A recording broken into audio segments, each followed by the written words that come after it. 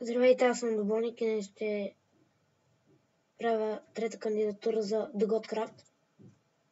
И да започваме. Така, това е честрума, направен от кварц. И тук съм сложил iron блокове, тук дъма, тук емералд и тук голд. Тук по същия начин iron, руди, дъма, емералд и голд, нали? Така. Сега ще преминем към нашата ферма. От пшеница, така, ето я. Просто съм ги слагал рандом, нали? Тук има вода.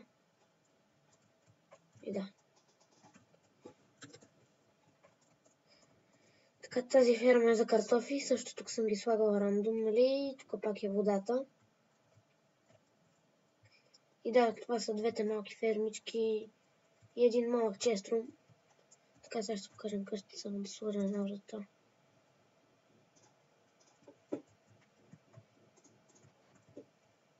Така, тук съм сложил две цветчета. Тук често, нали? Нищо не съм слагал в тях. И тук две печки и един крафтинг тейбъл. Така, сега ще покажа отгоре къщата, отстрани и от. Така, ето е къщата. Отстрани, отгоре е тук покрива.